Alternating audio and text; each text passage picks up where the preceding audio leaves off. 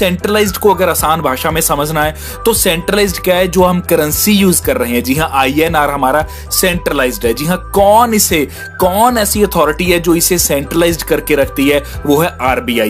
RBI से ये centralised है, RBI के पास इनका कंट्रोल है। किसी न किसी अथॉरिटी के पास किसी चीज का कंट्रोल होना, जो अथॉरिटी उसे कभी भी चेंज कर सकती है, मॉडिफाई कर सकती है या उसे परमानेंटली डिलीट कर सकती है। जैसे कि दोस्तों परमानेंटली डिलीट हो चुका है यहाँ 1000 का नोट, तो बिल्कुल उसी तरह हर सिस्टम जो किसी के पास जिसका कंट्रोल रहता है वो सेंट्रलाइज्ड कहलाता है। और यही एग्जांपल देते हैं किसी भी छोटी कंपनी की या बड़ी कंपनी की, जिसका कोई एक मालिक रहता है, जिसके पास सारा कंट्रोल रहता है उस कंपनी का। वो कभी भी उस कंपनी में छुट्टी अनाउंस कर सकता है, कभी भी उसको बंद कर सकता है, कभी भी उसमें किसी भी तरह के चेंजेस ला सकता है। अगर वो कपड़े के अंदर डील करते हैं तो हो सकता है कि आने वाले समय में वो स्टील के अंदर या आयरन के अंदर डील करना स्टार्ट कर दे। तो कुछ भी यहां पॉसिबल रहता है जिसका कोई एक मालिक या अथॉरिटी रहती है, वो चीज सेंट्रलाइज्ड कहलाती है। लेकिन यही जब सेंट्रलाइज्ड की बात आती है तो डिसेंट्रलाइज्ड क्या चीज होती है, जिसका कोई एक मालिक नहीं रहता। जी हां, सेंट्रलाइज्ड के ऊपर आप यहां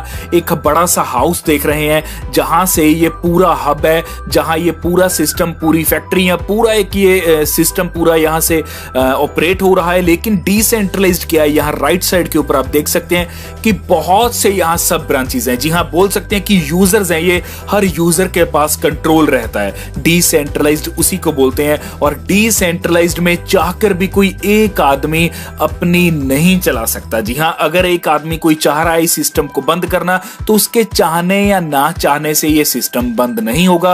अगर कोई 10 व्यक्ति चाह रहे हैं इसमें किसी तरह का चेंजेस, तो उनके चाहने या ना चाहने से ये कोई भी सिस्टम में चेंज नहीं आ पाएगा। तो ये सिस्टम रहता है डिसेंट्रलाइज्ड। ये एक ऐसा सिस्टम रहता है, अगर डिसेंट्रलाइज्ड वाकई में कोई सिस्टम हो तो उसमें चाहकर भी कोई चेंजेस नहीं किए जा सकते, उसको चाहकर भी बंद नहीं किया जा सकता।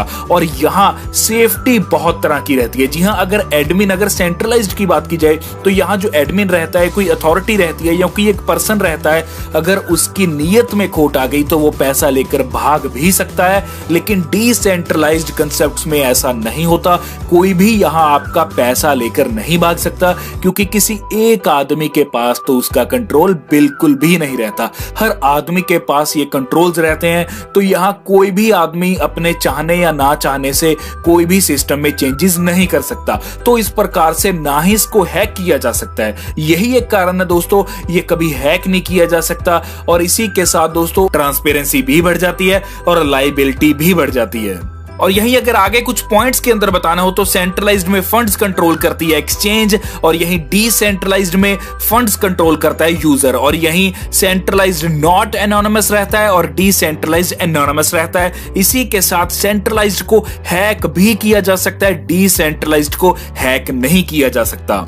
और यही सेंट्रलाइज्ड इजी टू यूज है और decentralized not easy to use. इसी के साथ अगर लिक्विडिटी की बात की जाए तो सेंट्रलाइज्ड में लिक्विडिटी रहती है और डिसेंट्रलाइज्ड में लो लिक्विडिटी रहती है। तो दोस्तों मेरे ख्याल से आपको यहाँ जो सेंट्रलाइज्ड और डिसेंट्रलाइज्ड के अंदर मैंने डिफरेंशिएट किया है, उससे आपको ये बिल्कुल चीज क्लियर हो गई होगी कि सेंट्रलाइज्ड कंसेप्ट कैसे रहते हैं और डिसेंट्रलाइज्ड क्या चीज है। दोस्तों डिसेंट्रलाइज्ड कंसेप्ट का कोई भी ऑनर नहीं होता, ना ही ये कोई कंपनी होती है।